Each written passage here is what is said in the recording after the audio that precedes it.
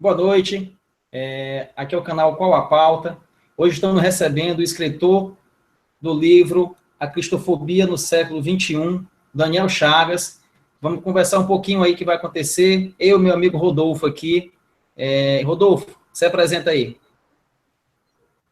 Cara, eu sou jornalista e gosto de ler sobre esses e outros assuntos. E, enfim, hoje a gente vai falar com o Daniel. É um assunto muito importante, porque está muito em voga essa questão da perseguição aos cristãos. E ele é um autor cearense, vale ressaltar, e escreveu um livro bastante didático, né? Bastante claro, que o Natan está mostrando aí na tela, sobre essa questão da perseguição aos cristãos. E para a gente é um prazer e uma honra recebê-lo aqui essa noite.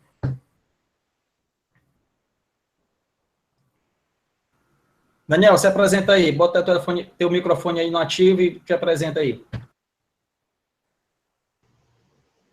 Meus caros, eu queria estar participando aqui dessa nossa conversa, desse nosso diálogo, e eu fico muito feliz de poder estar aqui esclarecendo, ajudando alguns pontos, comentando sobre temas interessantes, e sempre que precisar, estamos aqui para a gente ter essas discussões maravilhosas, viu? Bem, é o seguinte, eu sei que o Daniel é católico, né? Por coincidência, você tem muito contato com a cunhada minha, Daniel, a Raquel, lá da Igreja de Fátima, né? E eu ganhei esse livro aqui de um ex-patrão meu, do seu Carlos, lá da Madeireira Rio Branco. Tem muito que agradecer até ele. Ele tem uma caixa lá, viu? Pelo menos tinha, né? Tinha uma caixa lá distribuindo, né? Para os chegados dele. E o que eu mais fiquei admirado foi exatamente o que o Rodolfo falou. É que, quando ele pegou, olha, Nata, é um cearense. E eu, caramba, rapaz, um cearense aqui, um prata da casa, e a gente não tem ideia do que está acontecendo. E a primeira pergunta que eu te faço é assim, da onde foi que veio, né, essa ideia de pegar e falar sobre esse assunto? Começou de onde?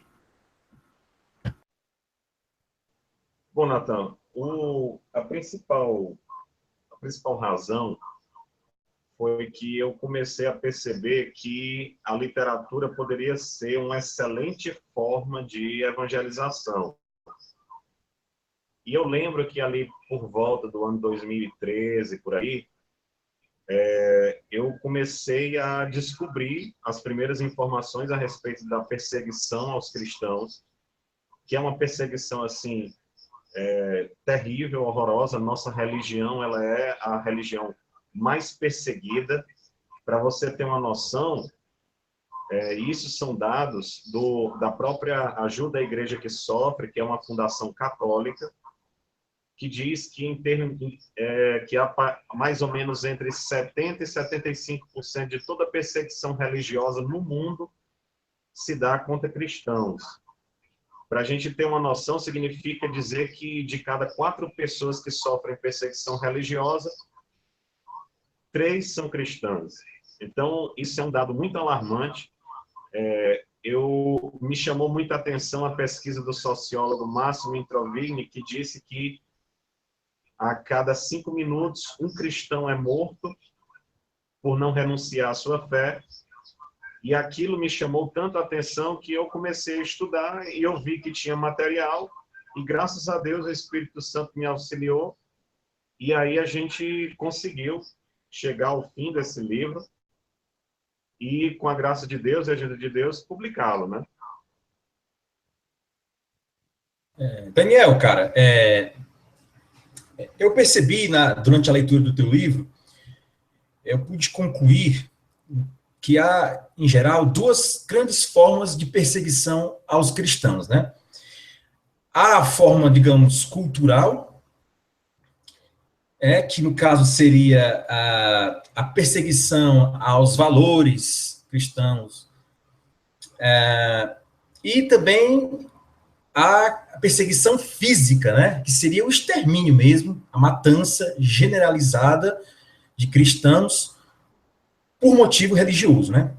E eu percebo, primeiro eu queria te perguntar, né, a partir da leitura do teu livro, que será que o genocídio cultural, digamos assim, né, o genocídio cultural cristão, ele precede a matança física de cristãos, no sentido de que você vai eliminando, digamos assim, o cristianismo da sociedade, das leis, né? Você primeiro torna o cristianismo uma religião de foro íntimo, praticamente. E, em seguida, você, digamos que você tem a justificativa, você cria o cenário, cria o ambiente para matar esse cristão. Né? Você primeiro o denigre e o diminui, né? Do seu valor social, cultural, e depois você mata. É isso mesmo? Ou seja, o genocídio cultural precede um genocídio físico, em sua opinião? Essa sua colocação ela é muito importante. Inclusive, no capítulo 1 do nosso livro, eu cito um autor que fala justamente sobre esse tema, que existem graus, ele usa, inclusive, exemplos de países no Extremo Oriente, em que o processo em que se levou, inclusive, a eliminação física dos cristãos, ele começou paulatinamente, e ele começou principalmente a partir de uma estigmatização social inicial, de uma construção de elementos culturais que foram eliminando, vamos dizer assim, a dignidade dos cristãos. Depois, passou por modificações legislativas, modificações judiciais, até que em que o nível de, vamos dizer assim, o nível de desproteção jurídica e legal era tão grande que aí permitiu que os cristãos fossem alvo de todo tipo de matança, de todo tipo de desgraça social. Inclusive, isso não é novo.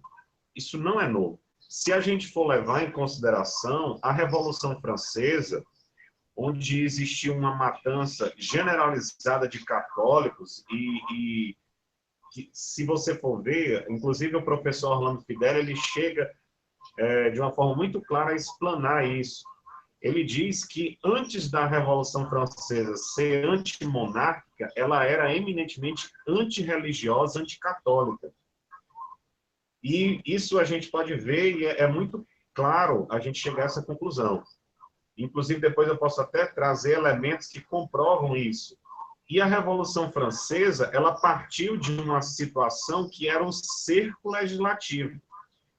O cerco legislativo, ele funcionava justamente dessa forma.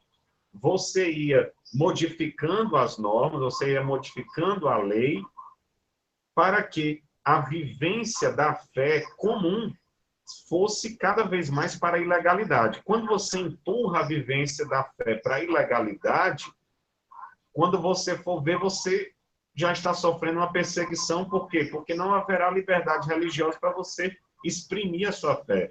Então, sim, essa sua perspectiva a respeito de que há um processo cultural que leva a isso é sim verdadeiro. É sim verdadeiro, na minha opinião. E Daniel, quem é ou quem são os atores ou os protagonistas dessa tentativa de destruição sistemática da presença cristã na vida pública? Quem são os responsáveis por isso?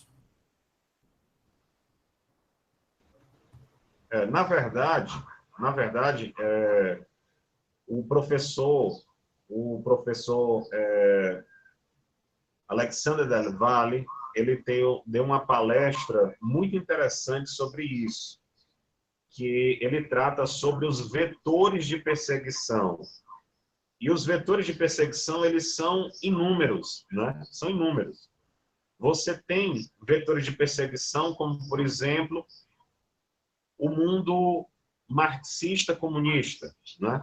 Se você for ver, você tem ali um fóssil social que é a Coreia do Norte, que mata cristãos mesmo. Se você foi encontrado com um terço, se você foi encontrado com uma Bíblia, se você for encontrado celebrando uma missa ou um culto não autorizado, você pode ser morto, inclusive, com uma bala, entendeu? Você pode ser levado à execução por uma bala. ou pode ser levado a locais de trabalho forçado. E mesmo quando não há o extremo lá marxista, lá da Coreia do Norte, você tem o problema da China. A China é uma situação em que há desrespeitos aos direitos humanos, sobretudo direitos humanos de liberdade religiosa, extremo. Não chega ao ponto que é lá na Coreia do Norte. Mas muitas pessoas que vivem o seu cristianismo são levadas a prisões mesmo. E isso é um fato que é muito comum. E isso eu estou falando de locais eminentemente comunistas e marxistas. Mas aqui no nosso país, nós temos vertentes também, né? Por exemplo, nós sabemos que a esquerda, de uma forma geral, sobretudo a extrema esquerda, eles têm uma postura eminentemente antirreligiosa, de cada vez mais expulsar a religiosidade para fora das praças públicas, né? E aí, além desses vetores, que são os que nós conhecemos mais, nós temos vetores de religiões, como, por exemplo, o extremismo, o fanatismo muçulmano, né? Mas não apenas o fanatismo muçulmano, toda forma de extremismo, toda forma de fanatismo, como, por exemplo, o fanatismo hindu, que é muito pouco conhecido, mas que é extremamente, vamos dizer assim, agressivo. Poucas pessoas falam. E você até mas o dedica um extremismo capítulo, né, Daniel? Você até dedica um capítulo do seu livro ao extremismo hindu. Eu achei interessante porque a gente lê muito na internet sobre cristofobia e geralmente a gente lê os mesmos perseguidores, né? Os mesmos opressores. São governos totalitários, comunistas, são o extremismo islâmico, enfim. E raramente você vê questões como na Índia, né? O hinduísmo perseguindo e destruindo templos e cerceando vilas cristãs. Quer dizer, você não vê muito isso na mídia. Você não vê isso na mídia de maneira nenhuma, né? Mas essa questão do hinduísmo, por exemplo, eu achei muito interessante, porque é uma coisa nova, né? Tanto também como o budismo também. Como o budismo também. Um detalhe que eu gostaria de falar é que isso é muito interessante, porque no imaginário popular, nós atrelamos a figura do hinduísmo ou do budismo a, por exemplo, figuras como o Gandhi, né? Como o Dalai Lama. Há um pacifismo, né? Isso, são pacifistas. São pacifistas. Agora, nós temos que lembrar que o próprio Gandhi, ele foi morto por um extremista hindu. Então, daí a gente tira, né, que realmente o extremismo, ele leva a situações horríveis, né? Leva a situações horríveis. E, portanto, né, como tem aquela questão do imaginário popular, e tem outra coisa também. Não é só esse fato do imaginário popular, é também o fato de que a mídia, ela não dá espaço para a perseguição cristã, entendeu? Daniel, aproveitando a brecha, eu queria te perguntar também uma coisa, rapaz, em relação à espiral do silêncio, né? A gente percebe que apesar de ser a religião mais perseguida do mundo, né? O cristianismo, essa perseguição, ela não está, digamos assim, corporificada na mídia, né? Você não vê nos grandes veículos de comunicação notícias, matérias, reportagens sobre essa questão. Na tua opinião, por que a mídia ocidental é tão leniente, ou mesmo irresponsável, eu diria, criminosa talvez, em relação à divulgação dos fatos envolvendo a perseguição aos cristãos? É muito simples a gente perceber isso.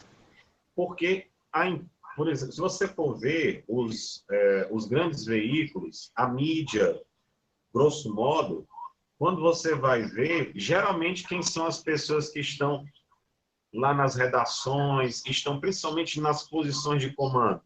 São pessoas que vêm de um meio progressista, de um meio esquerdista mesmo, às vezes até extremo, né? E aí, quando você vai ver, a agenda que eles têm, que eles defendem, é uma agenda progressiva de valores, é uma agenda progressista de valores.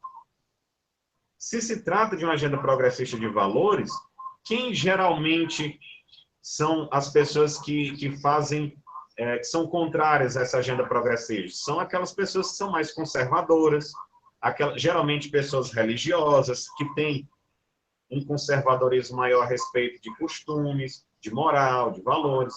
Então, se eu estou aqui tratando sobre um determinado tema, e aí o meu inimigo está lá na pior, muitas vezes esse pessoal não colocam em pauta, e quando colocam, às vezes eles escamoteiam a questão vamos dizer assim, do aspecto religioso na matança, e aí a coisa fica do jeito que está, né? Mas é interessante o seguinte, que se for, e claro que ninguém está aqui dizendo que essas pessoas devam estar desassistidas, não. A liberdade religiosa é para todos. Mas, por exemplo, se alguém de uma religião afro é agredida, rapaz, isso está na primeira página de todos os jornais. Se um muçulmano leva, vamos dizer assim, alguém põe um pé para um muçulmano cair, aquilo ganha as manchetes de todos os jornais. Agora, se lá numa universidade lá na Nigéria chega um grupo fuzilando com fuzis, né? Os cristãos matando mais de 100, 150 pessoas, a mesma, vamos dizer assim, a mesma visibilidade. Ganha letras garrafais. O que é que ganha letras garrafais? O que acontece com algumas outras religiões. E por que não com o cristianismo? Porque o cristianismo sofre perseguição.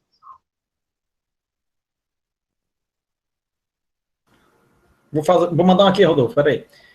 Nesse caso, Daniel, com essa luta toda e com o cristianismo, queira ou não, de alguma forma, muito parado, muito acomodado com essa situação. Estou falando dos poucos cristãos conscientes, acomodados com isso. Podemos, assim, botar... Claro que eu sei que há essa força maior de um governo, de uma mídia, de tudo isso. Claro que existe essa onda e eles são muito fortes, né? Hoje, no mundo moderno, isso é muito forte. Mas há um problema também, você como catequista, né? De uma catequese, de um trabalho de base mais estruturado, mais fundamentado na própria igreja? Essa sua pergunta é muito interessante também. É necessário muita coisa. Primeiro, as pessoas têm que conhecer o que está acontecendo. Sem isso, é muito difícil. É muito difícil. É engraçado que quando eu vou falar sobre cristofobia, perseguição aos cristãos, nós aqui, ocidentais, no Brasil, que vivemos, graças a Deus, sobre uma liberdade religiosa muito melhor, se a gente comparar com o Oriente Médio, com o Extremo Oriente, a África Subsaariana. Inclusive, nós vivemos e gozamos dessa liberdade religiosa justamente porque estamos num país de égide cristã, né? Isso é importante a gente deixar muito claro, né? Nós devemos tomar conhecimento daquilo que está se passando com os nossos irmãos lá no Oriente Médio. É muito bonito o trabalho que, por exemplo, a Ajuda à Igreja que Sofre, que é uma fundação católica, faz. Dos nossos irmãos evangélicos, nós temos a Fundação Portas Abertas, que também faz um trabalho espetacular, maravilhoso, entendeu? E nós temos que, primeiro, tomar conhecimento. Precisamos conhecer. Essa é uma das razões pela qual o livro foi feito. E outras literaturas sobre o tema também devem ser consumidas para que a gente possa entender o que está se passando. E mais, a importância é imensa. Por quê? Porque o que está acontecendo lá pode perfeitamente acontecer aqui também. Se evoluir o processo, como na pergunta anterior que a gente estava fazendo, é possível sim a perseguição maior, a perseguição cruenta, porque a perseguição velada já existe. Mas é possível que a perseguição cruenta de assassinato, de morticínio, chegue aqui também, chegue para os nossos filhos, para os nossos netos. Então é necessário conhecer, Segundo, nós devemos nos aproximar de organismos que trabalham com isso. Então, por exemplo, Se nós temos a Fundação Ajuda a Igreja que Sofre, que é uma fundação católica, que tem dados, que tem informação, que tem trabalho, que tem uma série de coisas, é importante que exista uma aproximação da AIS, que é a Ajuda a Igreja que Sofre, das paróquias. E nós podemos ser esses agentes que vão trazer essas informações, para que a gente possa ajudar os nossos irmãos de forma concreta, com ajudas materiais, ou seja, quais forem as ajudas, e com as nossas orações. É importante.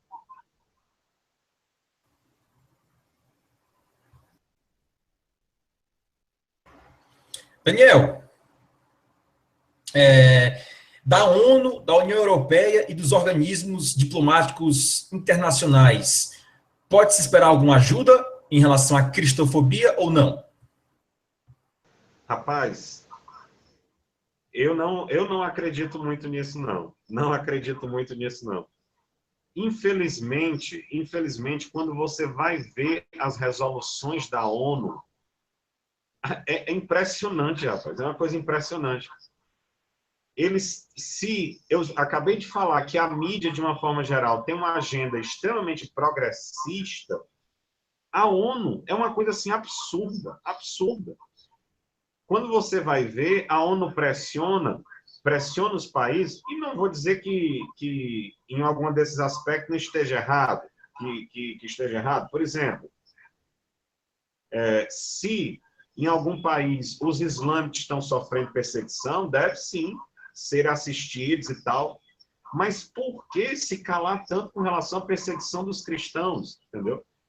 Quando você vai ver a agenda da ONU, ela é uma agenda em que você praticamente, se tem um país que tem alguma perseguição a homossexuais e tal, que eles devem sim ser protegidos, tudo bem, mas só isso se apauta, entendeu? Quando você vai ver a agenda da ONU, a agenda da ONU praticamente causou um imperialismo cultural horroroso com relação a, por exemplo, a um país africano como Uganda. Uganda era o único país que tinha, vamos dizer assim, uma queda nos índices de HIV em uma população em que o sujeito pegar HIV lá era praticamente assim uma coisa absolutamente comum. E qual foi a política que foi adotada lá? Foi a política conservadora da igreja de dizer que você deveria ter sexo para o casamento, ser fiel à sua esposa, e caso você fosse doido o suficiente de não fazer isso, né, se uma camisinha. O presidente do país saiu circulando o país inteiro, isso. Aí o que foi que aconteceu? Os índices baixaram fortemente. A ONU chegou lá e simplesmente desmantelou esse processo, porque, na ótica dos documentos da ONU, sexo tem que ser livre. Ou as pessoas devem gozar de sexo livremente. Eles implodiram todo o projeto para quê? Em nome de uma agenda progressista, de uma agenda politicamente correta. E isso é a coisa mais absurda que tem. Olha, se chegou a um ponto em que os nossos estados estão mais interessados em proteger uma agenda politicamente correta do que proteger a vida dos seus cidadãos. E a ONU, principalmente, a ONU é a principal difusora dessas ideias. E Estado de Israel e cultura cristã, que os três pilares da civilização ocidental é basicamente o quê? Filosofia grega, a moral judaico-cristã e o direito romano. Então, parece que a ONU está determinada a destruir os pilares da civilização ocidental. E, portanto, não é de admirar que a ONU se posicione de forma tão equivocada com relação a esse praticamente genocídio a respeito dos cristãos.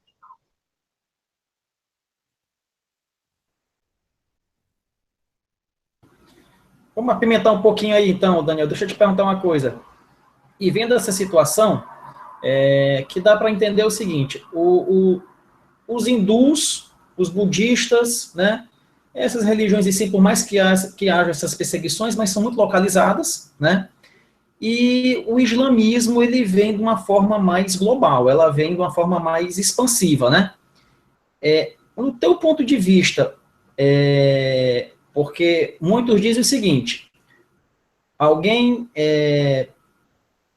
classifica o islamismo como uma ala extremista e outra moderada, mas que, na verdade, essa moderada simplesmente é apóstata ao Islã. Então, o verdadeiro Islã é aquele que faz tudo por Alá. Então, levando em conta isso, levando em conta essa expansão do Islã no mundo, né, e de uma forma brutal, como é que a gente pode entender que pode haver uma junção, uma troca de cultura entre o Islã e o cristianismo, no caso? De uma forma saudável. Há essa possibilidade?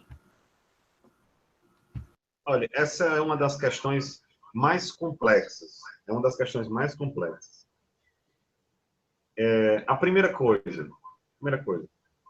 se é verdade e é verdadeiro essa afirmação, que nem todo muçulmano ele é fundamentalista, nem todo muçulmano ele é terrorista, nós também não podemos, em nome do politicamente correto, esquecermos também outra face da moeda que é verdadeira, a gente vê.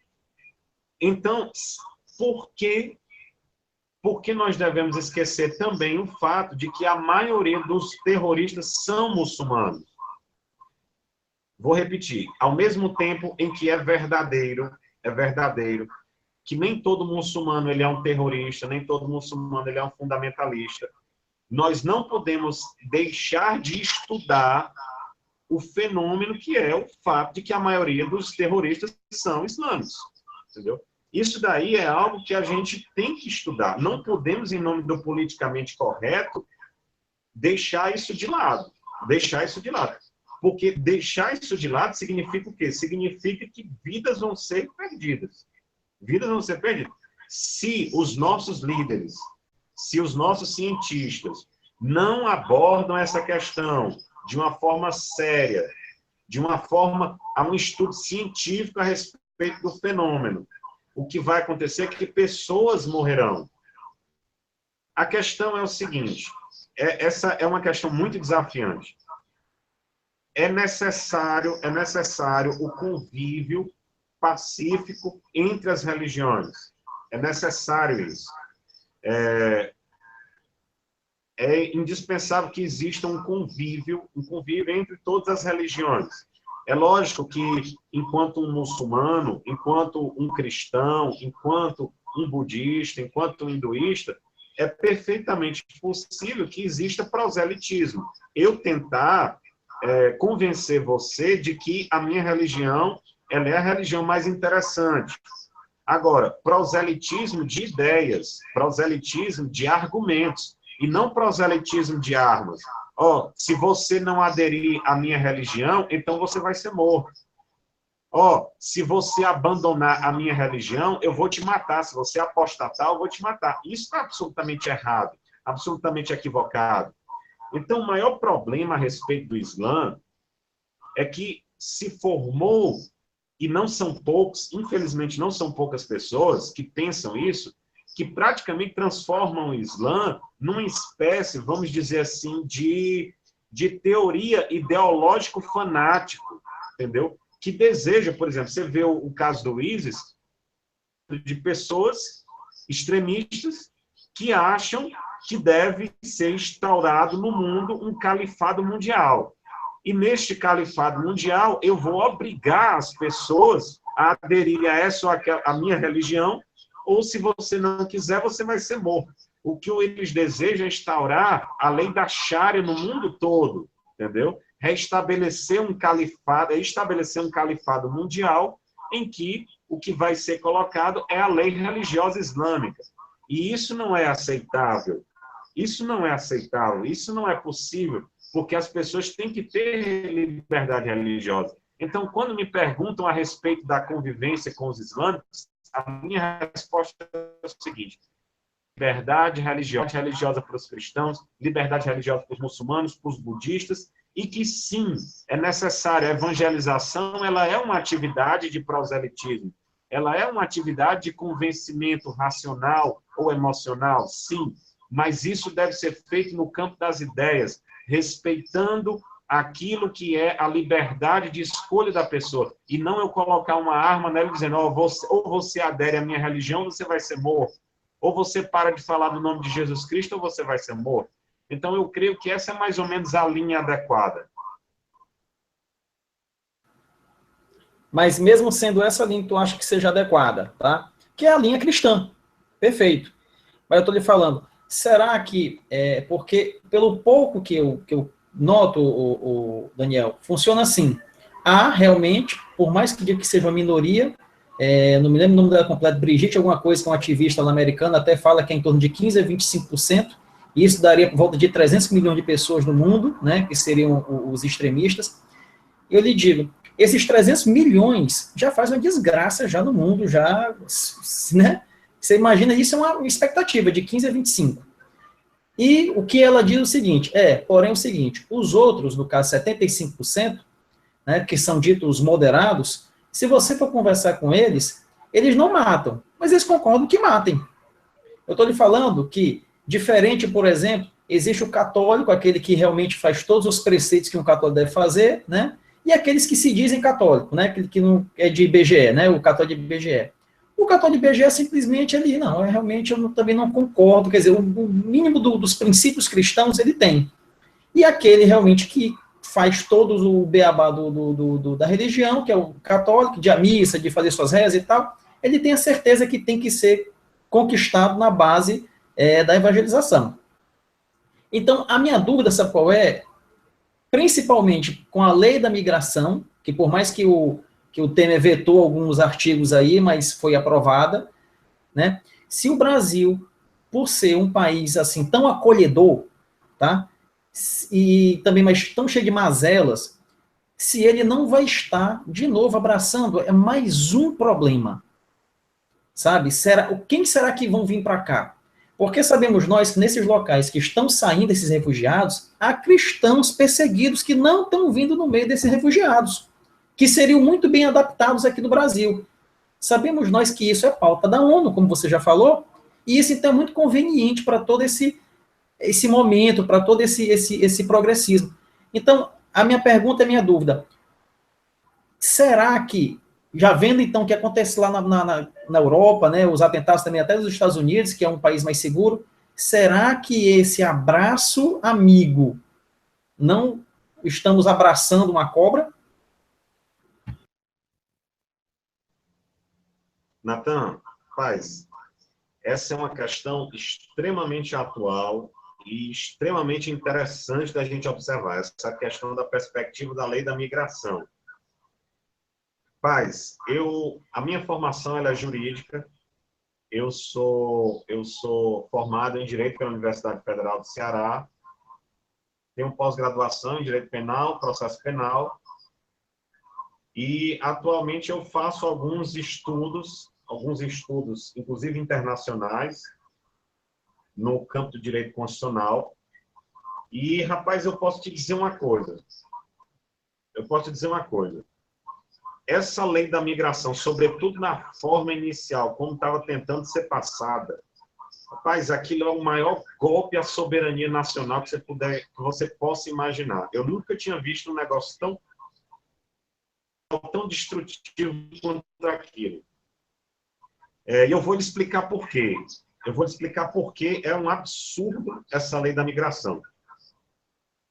Para você ter uma noção como isso vem a destruir os países, como é que eu tenho um país? Um país, se você for estudar em teoria geral do Estado, né, em sociologia jurídica, o país, ele funciona a respeito de um tripé. Você tem soberania, você tem território e você tem povo. O que é que acontece com um tripé se uma perna quebrar? O sistema todo cai. Então, veja bem. Perceba como se você não tiver uma das pernas do tripé, a coisa se destrói, a coisa cai. Por exemplo, vamos supor aqui o Brasil, na época colonial. O Brasil tinha território, o Brasil tinha uma população, mas o Brasil não era um país porque ele não tinha soberania. O Brasil não tinha poder de mando. O Brasil não tinha poder de mando, porque quem é que mandava aqui era Portugal. Se você for ver o time do Corinthians, por exemplo, o pessoal até brinca, né? A nação corintiana, a nação flamenguista, você tem uma população inteira, mas a nação corintiana não é um país. Por quê? Porque foi um território. Aí você vê, por exemplo, uma ilha deserta, uma ilha que não tem ninguém. Uma ilha que não tem ninguém tem território, mas não tem povo. Então não tem país. Não é país aquilo ali. Uma ilha deserta não é um país. Então, ou seja, se você eliminar um dos aspectos do tripé, você não tem um país. E o que está acontecendo na nossa modernidade é uma loucura que está começando lá na Europa e está começando a querer chegar aqui também. Olha, pela lei da migração, estava praticamente, o pessoal estava tentando eliminar os controles que a Polícia Federal e que o Exército tem sobre as fronteiras do Brasil. E isso é algo muito sério. Isso é algo muito sério. Tinha elementos, sobretudo no texto original, depois eu vou até ver exatamente o que é que foi vetado, o que não foi, que determinava que ONGs internacionais fizessem avaliação se o sujeito podia ser expulso ou não. Rapaz, olha, você praticamente retira o controle das fronteiras. Se você eliminar o controle das fronteiras, acabou o território brasileiro. Qualquer pessoa entra aqui. Se qualquer pessoa entrar aqui, isso aqui deixou de ter território. E se deixou de ter território, deixou de ser um país. Deixou de ser um país. E as consequências disso são nefastas. E eu não estou falando só de imigração, de pessoas de cultura diferente, não. O narcotráfico. Ora, se você não tem controle sobre suas fronteiras, qualquer pessoa que seja perseguida pela Interpol pode entrar aqui no nosso país. E mais, olha, vou contar uma história, nós já temos histórico disso. Olha, eu faço estudos lá na Argentina. Eu vou trazer aqui para você dar uma olhada. Essa daqui, ó, essa aqui é a Constituição Argentina. Essa aqui é a Constituição Argentina. É muito interessante a legislação argentina. Diferente da nossa Constituição, né, que nós já tivemos 7 constituições, a Argentina só teve a sua única Constituição, que é da época lá dos primórdios do país. É muito interessante. Inclusive, a Constituição argentina coloca a religião católica como uma religião oficial. Lógico que depois de um tempo, né, já houve transformações. Depois da reforma de 94, existe um amplo Estado laico lá e tal, mas é muito interessante a Constituição argentina. E é muito interessante, principalmente, o preâmbulo da Constituição argentina, que lá na Argentina tem força constitucional. O preâmbulo da Constituição argentina diz que o território argentino, que o país argentino, ele é uma terra criada para todas as pessoas que neste solo desejem habitar. Então, lá na Argentina, existe um fenômeno curioso. Existe um fenômeno muito curioso na Argentina. O estrangeiro, ele tem exatamente os mesmos direitos que o nacional, exceto os direitos políticos. Nessa perspectiva, veja só, o que é que aconteceu com a Argentina no período pós-Segunda Guerra Mundial? Os nazistas praticamente escolheram como um dos cantos principais para eles fugirem depois que houve a queda do nazismo lá na Segunda Guerra Mundial, a Argentina. Existe até um caso muito famoso, tem até o livro aqui da Hannah Arendt, que é O Julgamento de Eichmann, Eichmann em Jerusalém. O Eichmann, ele, depois da Segunda Guerra Mundial, ele fugiu para a Argentina, foi capturado pelo serviço secreto israelense e foi extraditado à revelia do governo argentino para ser julgado lá em Israel. E é muito interessante. O Eichmann foi uma das pessoas que teve um envolvimento no transporte daquilo que ficou conhecido como a solução final. Ou seja, olha o que é que acontece quando você traz esse tipo de coisa.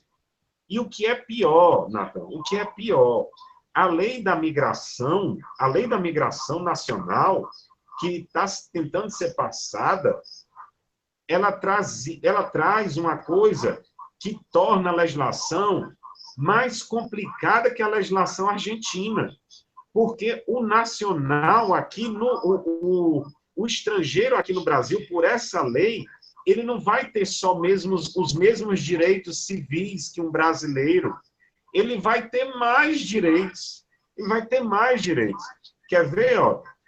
Um sujeito cuja cultura dele, seja, sei lá, islâmica, sei lá, ele tem direito a lá no país dele a ter 5 casamentos. Aí ele vem aqui para o Brasil. Pela legislação da lei da migração, não é ele que vai ter que se adaptar à nossa legislação. A nossa legislação, nós brasileiros é que vamos ter que nos adaptar a ele. E isso é pior do que a legislação da Argentina, isso é pior. Então, o que é que vai acontecer? Você imagina a quantidade de pessoas com cultura mais absolutamente diferente e estranha que você puder imaginar, algumas delas talvez incompatíveis com a nossa tolerância religiosa, com a nossa tolerância, com o nosso pluralismo religioso. Você imagina a loucura que não vai ser isso. Entendeu? Então, assim, é muito preocupante, é muito preocupante. E foi uma lei que passou por baixo do radar. Praticamente, quando ela foi aprovada, que foi que a gente basicamente tomou conhecimento a respeito dela, e é, sim, realmente uma legislação muito temerária mesmo. E, infelizmente, eu vou dizer, ela é uma lei que tem potencial para implodir o Brasil. Porque se você eliminar as fronteiras, meu amigo, se qualquer um pode entrar aqui, e se o sujeito, ao invés de ser incentivado a se transformar num nacional, mas vamos ter que nos adaptar ao cara, então você imagina, cultura brasileira para quê? Aqui vai virar sei lá o quê, rapaz. E lógico que isso é um processo lento, mas se nós queremos que ainda exista Brasil para os nossos netos, para os nossos bisnetos, nós temos que ir contra esse tipo de legislação de hoje, né? Não, Bom, Daniel, gente, então, assim fica valendo, daqui a pouco vem a Sharia para cá e fica valendo, daqui a pouco vem alguma tribo com canibalismo, vai ficar valendo, mas eu vou passar a bola aí para o Rodolfo. Ô, Daniel, é até bom, então, que a gente encerre essa conversa com esse seu alerta, essa tentativa de golpe contra a soberania nacional, contra a nossa cultura, as nossas raízes, nossas tradições. Eu queria, mais uma vez, agradecer aqui a sua presença esta noite. Eu queria recomendar a todos que, porventura, vierem assistir a esse Hangout o livro A Cristofobia no Século XXI, Entendendo a Perseguição aos Cristãos no Terceiro Milênio, de Daniel Chagas Torres. Qual é a editora, Daniel? Ela é uma editora aqui de Fortaleza, que é a DIN Ceará, mas ela está disponível também pela Amazon. Então, se você tiver o Kindle, né, você pode baixar lá pela Amazon. O e-book, né? E, inclusive, é possível a pessoa entrar em contato, eu facilito lá as coisas lá para a pessoa ter acesso. Que, inclusive, é possível pedir para chegar na sua casa pelo Create Space da Amazon. Sim, produzido lá nos Estados Unidos e chega na sua casa, entendeu? Perfeito. Ou então a pessoa pode buscar informações no site. A gente tem aqui um blog que é cristofobia.com. Lá tem mais informações de como a pessoa pode entrar em comunicação para adquirir o livro também, quem tiver interesse. Bom, então, Daniel, muito obrigado. Acho que muitos assuntos, realmente é um tema muito complexo, muitos assuntos ficaram realmente de fora, né? Como a gente não falou de engenharia social, enfim.